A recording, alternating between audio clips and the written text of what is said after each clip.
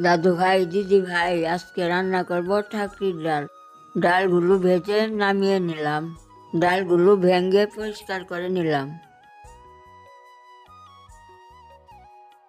ডালগুলোকে হামানদিস্তায় গুঁড়ো করে নিলাম। কড়াইয়ে তেল দিয়ে পাঁচফোড়ন দিয়ে জল দিয়ে দিলাম। মশলাটাও বেটে নিলাম, শুকনো লঙ্কা, জিরা, আদা। মশলাটা দিয়ে নুন হলুদও দিয়ে দিলাম। ডালে দেওয়ার জন্য কচু ডাঁটিগুলোও কেটে নিলাম।